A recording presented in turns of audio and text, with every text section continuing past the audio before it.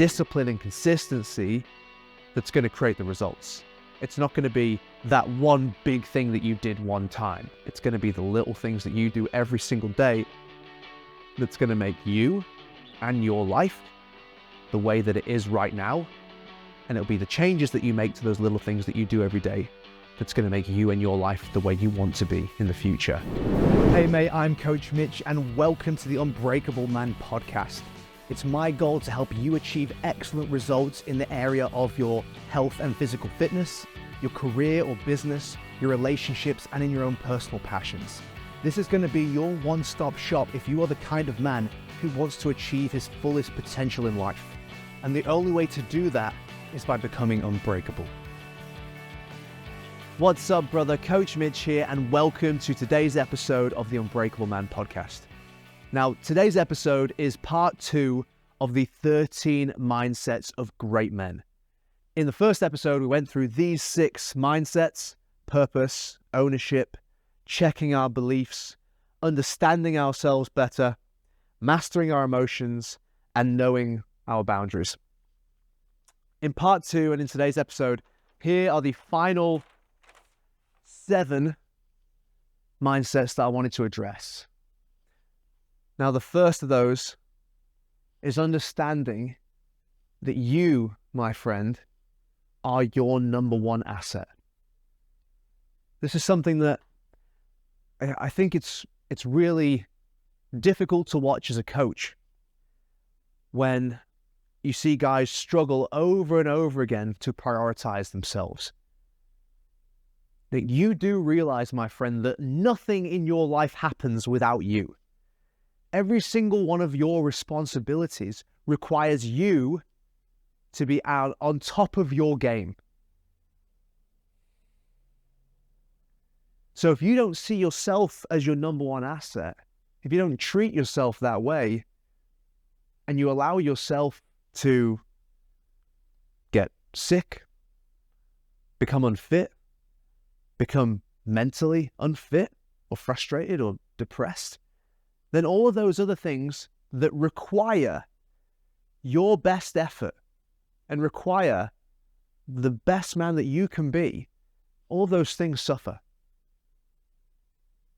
And almost all the men that I talk to, obviously they have, their family, their work, community, all these other things that they place above themselves. And because they don't give themselves any time or even enough time to work on their own personal, mental and physical challenges, all those other areas of their life suffer, including the people that they care about the most. Most men value money over themselves and their own health, mentally and physically. And I understand. Money makes the world go round. We all need it. We need to make sure that we get to work consistently and we keep a roof over our heads and put food on the table. Obviously, that's important. But you are required for that whole process. You are the common denominator in every step in that. If you're not in good shape, if you're not looking after yourself, then none of that works. You think, let's say, you're the kind of guy who's thinking, I'm going to build this portfolio. I'm going to get all these assets. I'm going to get businesses and houses and stocks and all this stuff. And you pour yourself into the process of creating wealth, let's say, and you make that your number one priority. Are you going to care about any of that if you're lying in a hospital bed? Are you going to think that any of those things are the most important asset in your life? Or is your life going to end up becoming the most important asset? Is your life going to end up being clearly the most important thing to you? Can't take any of those things with you, fellas. What other people think of you, the items that you managed to gather in your life, that big house that you built or you worked hard to pay for, all those things are great. I'm not saying don't go for them. But if you sacrifice your own integrity and your own well-being to acquire anything in life, I think the experience that you're going to have is going to be worse than if you really saw yourself as your number one asset. If you invested in yourself and made sure that you were the best man that you could be, that you thought and acted the best that you could think and act, I think you would find that your experience of life and the results that you produced will be way better. Now, number 8 on that list is courage. Every single great man embodies courage. Every single great man does things consistently that they are afraid to do. That's one of the things that makes them great. That's one of the things that makes them stand out. When's the last time that you did something that scared the shit out of you? Like really was out of your comfort zone? I want you to think about that. Think about the last time you did something like that. Maybe it was 10 years ago. Who knows? I want you to think about that. How did you feel afterwards? After you'd completed the task, or after you'd taken whatever that step was. You probably felt pretty bloody good about yourself. You probably look back on it and go, man, that was awesome. I'm so glad I did that. I'm so proud of the effort that I put in on that day. Well, men that are great, they show that courage on a regular basis. They put themselves out of their comfort zone on a regular basis. And here's the reason why I choose to do that myself in my own life. It's because sometimes we need to act courageously and we don't have a choice. The situation in our life forces us almost to act with courage. And if we don't have that courage, if we don't have that belief in ourselves that we can do scary things, then we're probably not going to perform as well as we need to. And maybe that costs us our house, our relationship, our life, the life of someone that we love. And we weren't the man that we needed to be in that moment. And I know that that's morbid and perhaps quite serious, and everyone thinks that that's never going to happen to them. Well, you'll be fucking grateful that you did the work to become a courageous person by testing yourself and doing the scary things when you find yourself in a situation where you need to do something really scary and you need that belief in yourself. My whole purpose for putting myself in uncomfortable situations and doing shit that perhaps creates some anxiety within me is so that I can get a handle on myself. It's so that I can become the kind of man that doesn't stop just because something is scary. Because the fact of the matter is that if I want to be the greatest man that I can be, then I'm going to need to do some scary shit. So courage, fellas. You've got to develop it. Next on that list is discipline. And again, like another massive one right there. Almost everything that I do with the guys that I train, you know, the retreats, the events, the talks that we do, the training that we do, the books that we read, even everything that you are getting from this podcast episode right now, and the things I'm trying to instill within you or encourage you to look into, and all the tips and stuff that you might see, all of that stuff is really just there to help make doing the hard work in your life to create the results that you want over the long term easier. All the tips, the advice, the motivational videos and thoughts, and also, you know, putting plans in place and writing goals and all that stuff, all of those tools are only there to help make the process of you doing the hard fucking shit that stands between you and where you want to be easier to do. The caveat here is that you still have to actually do it. That's discipline. Nobody can give you that. I can sit down with a man, I can ask him questions about where he's at right now, where he wants to be, what's stopping him. We can write some goals, we can come up with a plan. I can be there on a daily basis to keep this man accountable, but I cannot do the work for him. I cannot make sure that he trains his hardest when he's in the gym. I cannot make sure that he has the the important, scary conversations with his partner or his kids or his colleagues or whatever it might be. I cannot make him eat healthy food. I cannot make him sit down and reflect on his day each night. I can't make him do any of that stuff. It's up to you, my friend, to have the discipline to consistently do the work every single day. And it's discipline and consistency that's going to create the results. It's not going to be that one big thing that you did one time. It's going to be the little things that you do every single day that's going to make you and your life the way that it is right now. And it'll be the changes that you make to those little things that you do every day that's going to make you and your life the way you want to be in the future. So discipline is absolutely crucial. Next on here is an interesting one for a guy who's all about helping dudes put in the consistent work towards their goals. But the next one says, know when to quit. And that might sound a little counterintuitive, but it's an important part of the process. Know when to quit. Because we can easily keep barking up the wrong tree over and over again, and we can spend our whole lives doing that.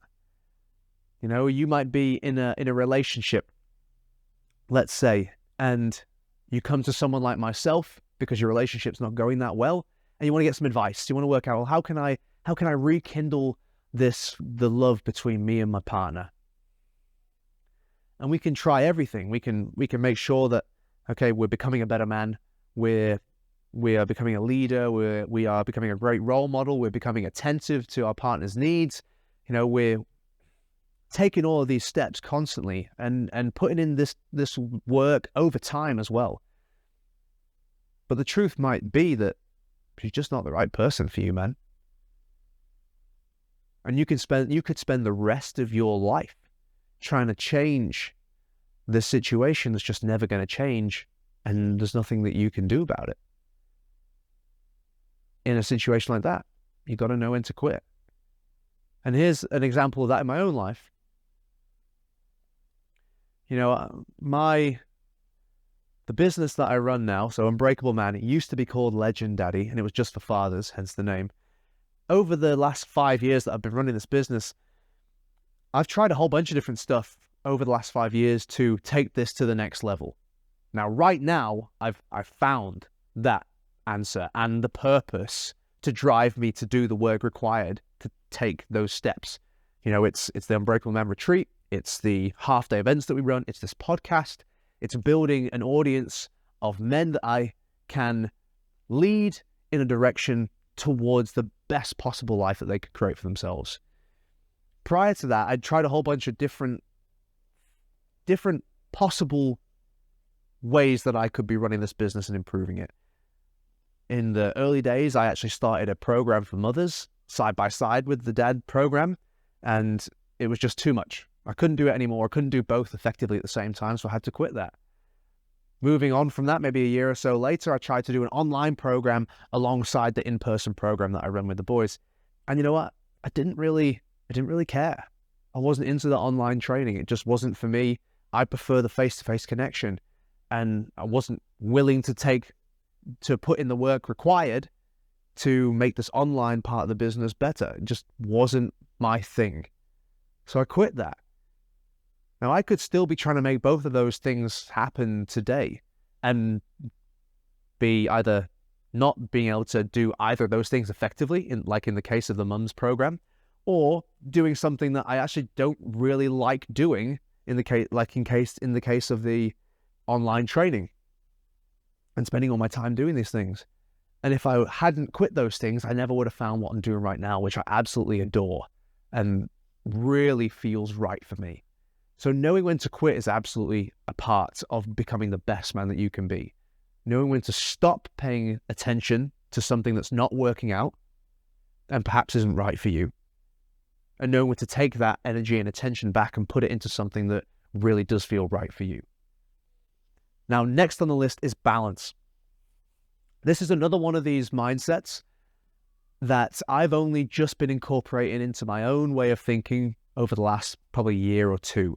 And I find that balance pops its head up in almost every almost every scenario that I run through in my mind, when I have an opinion on something and I have a strong opinion one way, I almost always find an opposing viewpoint that actually has some merit as well. And there's almost always a sense of balance that has to be struck where you take both of those things into account at the same time.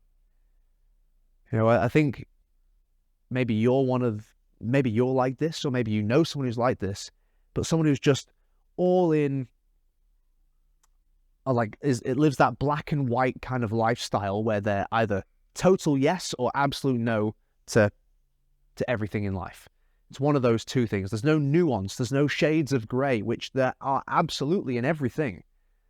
It's like striking the balance between enjoying your life, like being able to enjoy food, for example, and then also wanting to be fit and healthy. There's a certain balance to be struck with those two things. Like, you could obviously make sure that your nutrition is absolutely perfect down to the gram and that you eat every single thing right, but really your life is actually worse off than if you found a nice balance where you actually get to enjoy the food that you love with the people that you love eating that food with, and also being in great shape at the same time.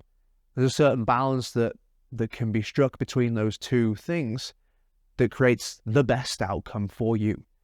So I encourage you to look for the balance in almost everything. I encourage you to look for both sides of the same coin. There are very few, I think, scenarios, especially involving human relationships and human perspectives, where multiple perspectives don't have a good point to offer or something to add to the conversation. So I think it's important to bring balance to your life in almost every way. Like, on the one hand, yes, you need to be strong and confident and resilient and tough. But on the other hand, you also need to be caring and compassionate and being able to be calm and to listen and all those sorts of things. There's a certain balance that needs to be struck with all things, I think. Now, the second last one on the list, and this I believe is a mindset that is held by great men, is listen to your gut. Now, this is an interesting one because everyone knows that phrase, listen to your gut. What's your gut telling you right now? And when we think about that, why do we say those words together? And I think we could all agree that when we're doing something that we either shouldn't be doing, or we're missing out on an opportunity that we actually really don't want to miss out on, there's almost that physical kind of crampy sort of pressure in your gut, right? That's where that phrase comes from. What is your gut telling you? What is that feeling you're getting in your physical body right now, in your belly, that's telling you that you either need to do this thing or you need to stop doing this thing? Now, what's really interesting about that is it's not your gut, is it really? Your gut doesn't control what choices you make. It's all in your head, man. We might just feel it in our gut. That's a part of our brain, a subconscious part of our brain, trying to tell us something. That's your conscience. That's the word, your conscience. What is your conscience telling you right now? Because at the end of the day, you know what is right and what is wrong for you. You actually do know that. Sometimes you might act like you're a little bit confused, or you might not want to do the thing that you know is right for you, but you still know what's right for you.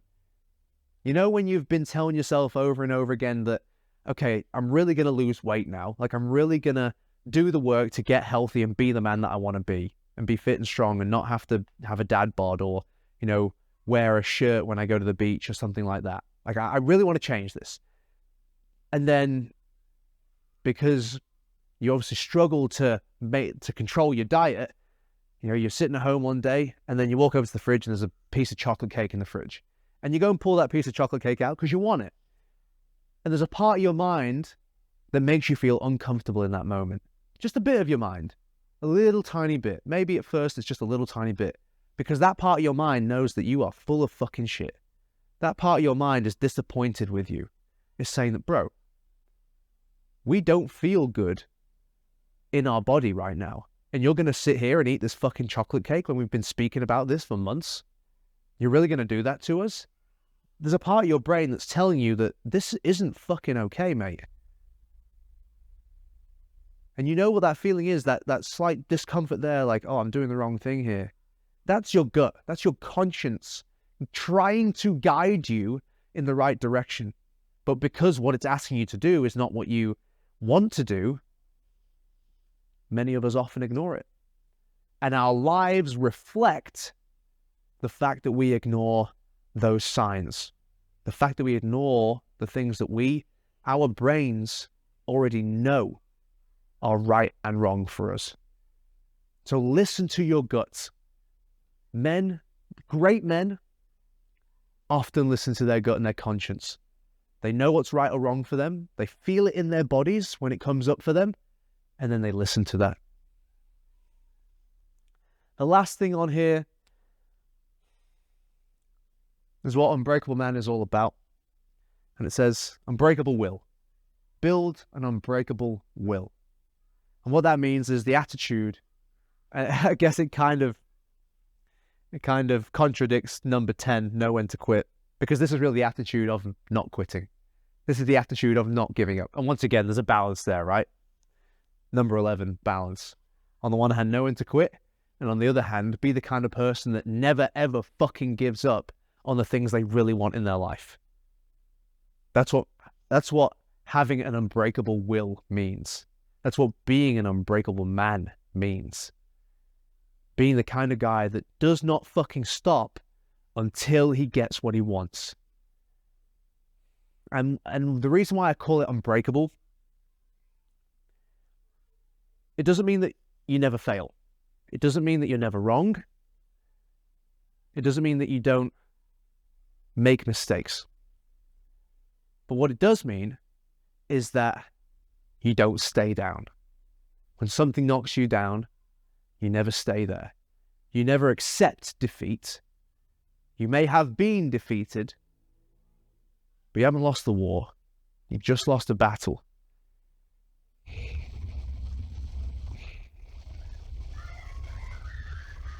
And you're going to regroup and come back stronger than you were before to win the next battle and go on to win the war, which is making your life the way that you truly want it to be. So, those are the 13 mindsets of great men. I hope you really enjoyed this 2-part episode. If you did, comment down below. I'd love to hear what you had to say about it. Are there any mindsets of great men that you feel should have been on this list that weren't? If so, comment down below. And I look forward to speaking to you again on the next episode. Cheers. Hey mate, I hope you enjoyed that episode of the Unbreakable Man podcast. If you did, it would be absolutely fantastic if you could leave us a 5-star review, because that's going to help us get our message in front of more men who need to hear it. Now, if you have some feedback for me, I'd love to hear that too. Comment down below. And if you just need some mini doses of Unbreakable Man motivation throughout your week, then you can follow us across all social platforms. On Facebook, it's Unbreakable Man Challenge. On Instagram, it's Unbreakable Man_challenge. And on TikTok and YouTube, it's just Unbreakable Man. Your support would be absolutely invaluable. Now, last but not least, do not forget, men aren't born, they're built.